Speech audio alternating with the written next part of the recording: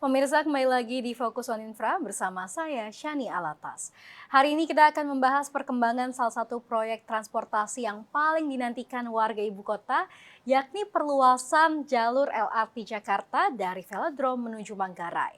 Proyek ini diharapkan menjadi game changer dalam meningkatkan konektivitas dan integritas antara moda transportasi di Jakarta.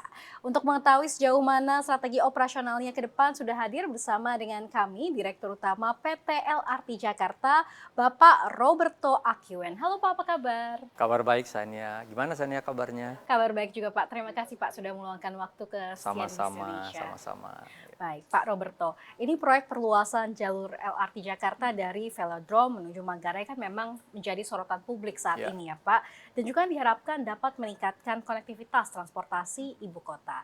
Ini bisa dijelaskan bagaimana persiapan operasionalnya sejauh ini? baik. Terima kasih Sania.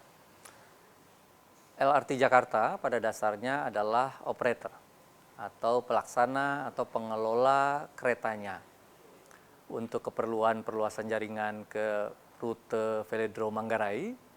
Banyak persiapan yang sudah kita lakukan karena ini menantang sebetulnya LRT Jakarta. Saat ini kita beroperasi dari rute Pegangsaan 2 ke Velodrome sepanjang 5,8 km dengan ada 6 stasiun diantaranya. Apabila nanti mulai beroperasi pada rute Manggarai yang diharapkan pada bulan Agustus tahun 2026, maka akan ada tambahan 5 stasiun lagi dengan perkiraan jumlah penumpang yang jauh lebih banyak dibandingkan yang kita layani sekarang. Sehingga berbagai persiapan itu perlu dilakukan, apakah sumber daya manusia dan terutama persiapan untuk operasionalnya. Untuk memastikan kualitas layanan yang kita berikan saat ini itu tetap terjaga dengan baik. Demikian pula kondisi dari prasarana dan sarananya. Baik, tapi tantangan yang paling besar saat ini untuk memperpanjang jalur ini apa saja Pak? Iya, yang pertama yang sebenarnya menjadi tantangan sejak LRT Jakarta berdiri, itu adalah mengenalkan LRT Jakarta kepada masyarakat. Karena apapun itu, tujuan untuk membangun transportasi publik adalah memastikan orang itu ingin berpindah dari menggunakan transportasi pribadi ke transportasi publik. Nah, sejak awal beroperasinya pada tahun 2019, untuk pengetahuan pemirsa sekalian, LRT Jakarta berdiri pada 18 April 2019, kemudian mulai beroperasi secara komersial pada 1 Desember 2019. Oleh karena itu kita baru saja melewati ulang tahun operasional yang ke-6. Nah, karena relatif baru, maka tingkat keterisian kereta kita itu masih relatif terbatas. Karena pengenalan masyarakat yang terbatas. Dan oleh karena itu juga, perpindahan orang dari transportasi pribadi ke publik juga saat ini masih terus kita dorong melalui berbagai upaya. Nah, harapannya nanti dengan adanya rute Manggarai, semakin banyak penumpang yang kita angkut, kita perlu upaya mengenalkan kepada masyarakat, dan terima kasih juga nih forum seperti ini mengenalkan kita lebih kepada masyarakat, maka semakin banyak keterisian kereta kita nantinya. Baik, oke. Saya akan membahas terkait dengan keterisian kereta pada sesi selanjutnya. Namun untuk saat ini, Pak, jalur baru ini kan memang akan terhubung langsung dengan Simpul Manggarai seperti yang tadi Betul, Bapak betul, jelaskan. betul. Ini bagaimana strategi integrasi antara LRT Jakarta dengan moda lain seperti KRL, Transjakarta, kemudian juga MRT di titik tersebut? Salah satu tantangan lainnya dari upaya untuk mengembangkan berbagai moda transportasi di kota Jakarta adalah memastikan terjadinya integrasi. Karena integrasi itu tidak semudah kita bicarakan.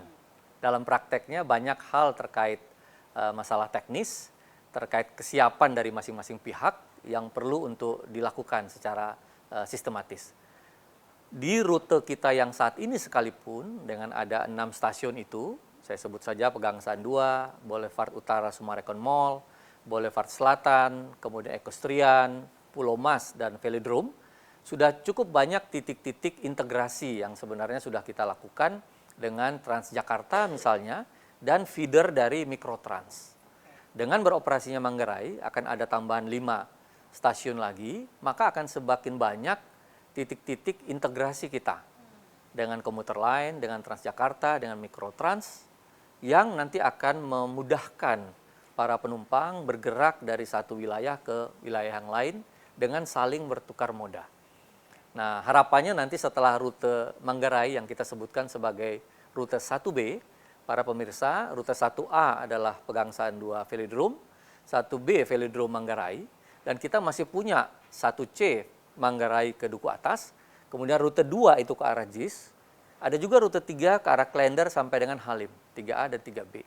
Nah, apabila titik-titik ini nanti secara bertahap dibangun, maka semakin banyak titik-titik integrasi yang memudahkan masyarakat untuk menggunakan transportasi publik di Kota Jakarta, mobilitas akan meningkat, harapannya aktivitas meningkat, dan sesuai yang disampaikan oleh Pak Gubernur DKI Jakarta di banyak kesempatan, roda perekonomian di Kota Jakarta akan semakin meningkat, mendukung menjelang 5 abad Kota Jakarta sebagai kota global.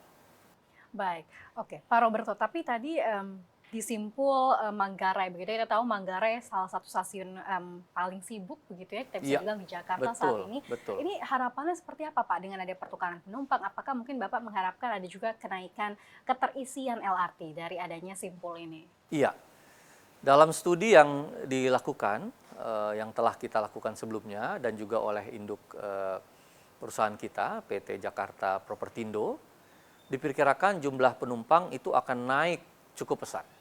Saat ini jumlah penumpang harian kita rata-rata per hari sekitar 3.500 orang atau setahun kurang lebih 1,2 juta. Pada waktu nanti beroperasi secara komersial di rute Manggarai, diperkirakan jumlah penumpang itu bisa berkisar dari 30.000 sampai bahkan 80.000 per harinya pada jam-jam atau hari-hari puncak tertentu. Nah, ini mengakibatkan beban tanggung jawab dari LRT Jakarta untuk menyediakan layanannya. Keretanya akan semakin intens, petugas di stasiun juga akan melayani semakin banyak orang, fasilitas akan semakin banyak digunakan, kebutuhan maintenance akan meningkat. Kira-kira seperti itu. Jadi jumlah penumpangnya itu bisa secara bertahap tentunya ya. Apabila nanti beroperasi Agustus, maka tahun itu kan hanya sisa 6 bulan sampai akhir tahun. Mungkin penumpangnya baru meningkat sampai dengan 4.000-an per hari atau 1,5-1,6 juta tahun itu. Tapi di tahun-tahun berikutnya akan terus meningkat juga dengan semakin meningkatnya pengenalan dan image atau citra LRT Jakarta di mata masyarakat.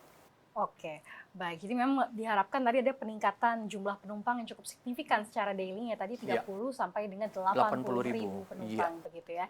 Kesiapan dari sisi mungkin LRT-nya sendiri dari gerbongnya, apakah ada penambahan gerbong, kemudian juga fasilitasnya, ini apa saja Pak? Iya, yang pertama dari kesiapan sarana, kalau prasarana artinya bangunan dari jalur kita itu menjadi tanggung jawab dari induk perusahaan kami, PT Jakpro. Sedangkan dari kereta yang kita gunakan, sesuai informasi yang saya dapatkan dan rencana kerja untuk tahun 2026, kita masih akan menggunakan kereta yang sama. Saat ini kita memiliki 16 gerbong kereta yang dirangkai menjadi 8 trainset. Jadi Sania dan pemirsa, satu trainset kita itu terdiri dari 2 gerbong yang dirangkai jadi satu. Sehingga kita punya 8 trainset yang saat ini melayani rute Velodrome sampai dengan Pegangsaan 2. Untuk nanti ke Manggarai masih digunakan kereta yang sama. Ya, jadi oleh karena itu kita akan optimalkan kereta-kereta yang kita miliki. Satu, itu mengenai sarananya. Yang kedua untuk sumber daya manusianya.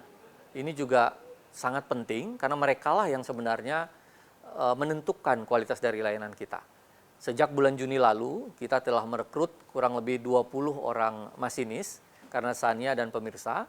Masinis yang baru lulus dari sekolah perkeretaapian atau kita rekrut dari sumber-sumber lain, itu tidak serta-merta dia dibolehkan untuk membawa kereta. Ada sejumlah pengetahuan saya 2.000 jam kerja sebelum dia boleh untuk menyetir kereta. Nah, oleh karena itu kita sudah merekrut sejak bulan Juni. Harapannya dia dalam fase untuk mendapatkan jam terbang sebelum nanti pada bulan Agustus tahun depan dia bisa mulai mengemudikan kereta. Satu, mengenai masinisnya. Demikian pula kita melakukan perekrutan karena di setiap stasiun itu Sania ada yang namanya passenger service agent. Ya, orang yang melayani penumpang di stasiun. Ada yang namanya head of station, kepala stasiun. Ada yang namanya security, tentu saja ada cleaning service dan lain-lain. Nah, semua kita sudah mulai persiapkan dengan baik sejak sekarang. Termasuk untuk keperluan maintenance. Nah, kebetulan memang di depo kita di Pegangsaan 2 sudah dibangun sejak awal dengan kapasitas yang cukup besar. Karena tadi seperti yang saya ceritakan ada rencana pengembangan rute-rute lainnya. Nah, itu sudah diantisipasi dengan depo kita. Namun tentu saja membutuhkan kesiapan perangkatnya seperti spare parts dan lain-lain. Ini sudah kita antisipasi dan kita mulai kalkulasi dari sekarang. Sehingga nanti pada waktu beroperasi, apabila ada keperluan untuk maintenance, itu bisa kita lakukan dengan baik. Kurang lebih itu. Baik, jadi sebetulnya dari sisi kesiapan sarananya hingga infrastrukturnya sudah cukup baik, bahkan tadi juga sudah menyerap cukup banyak tenaga kerja begitu ya untuk services sendiri. Betul. Baik, kemudian bagaimana Anda menilai kinerja LRT Jakarta sepanjang tahun 2025 ini? Baik dari jumlah penumpang, operasional, kemudian juga efisiensi layanannya seperti apa? Ya, jadi saya terus terang sangat bersyukur sebagai Direktur Utama, semangat dari teman-teman di LRT Jakarta saat ini, atau boleh dikatakan secara empirik dalam 6 tahun terakhir, itu sangat baik. Ditunjukkan dengan kinerja operasi kita, yang juga saya boleh katakan luar biasa. Sania dan pemirsa, visi dari LRT Jakarta adalah menjadi solusi mobilitas publik yang terbaik di Indonesia. Nah, kalau kita lihat dari indikatornya, saya contohkan seperti ketepatan waktu, on time performance. Per bulan Oktober, rata-rata on time performance kita itu mencapai 99,82%. Ini merupakan yang terbaik di antara saya kira moda-moda transportasi yang lain. Bahkan di hari-hari tertentu, di bulan-bulan tertentu, itu kita bisa mencapai 100% ketepatan waktunya. Itu yang pertama. Tapi menjadi tantangan juga untuk kita jaga nanti di perluasan rute ke Manggarai. Kemudian yang terkait dengan kualitas layanan, ya, kita juga senantiasa mencapai kualitas standar pelayanan minimum yang cukup tinggi. Ya, kita mencapai 98,02%, rata-rata sampai dengan data bulan Oktober kemarin. Nah, ini juga di antara yang terbaik dengan moda-moda transportasi publik yang ada di Indonesia. Adapun untuk kepuasan konsumen juga selalu di atas 90%. Terakhir kita mencapai 93,85% per bulan Oktober lalu.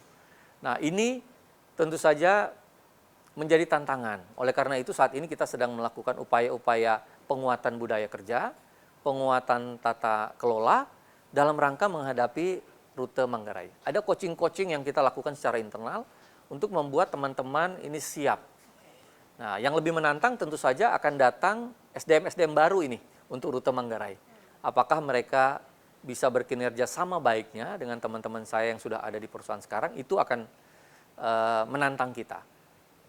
Untuk keperluan kinerja keuangan, meskipun kecil dan masih sangat bergantung kepada subsidi, hingga saat ini pendapatan kita masih kurang lebih 94% itu berasal dari subsidi, hanya 2% pendapatan dari tiket, dan kurang lebih 4% dari pendapatan di luar tiket. Nah, namun demikian kita bisa menghasilkan laba bersih, walaupun tidak banyak. Ya, sehingga dari sisi kinerja keuangan saya boleh katakan cukup sehat. Kas dan arus kas kita itu selalu tersedia dalam jumlah yang cukup setiap bulannya. Dan yang terpenting kita adalah bagian dari badan usaha milik daerah yang menyumbang laba bersih kepada pemerintah Provinsi DKI Jakarta. Baik, ini positif sekali ya dari sisi semua operasionalnya, SDM-nya, kemudian juga laporan keuangan ini sangat baik sekali. Nah, pertanyaan selanjutnya adalah terkait dengan target. Namun saya akan jeda terlebih dahulu, Pak. Usai jeda kami akan kembali lagi dalam Fokus on Infra CNBC Indonesia.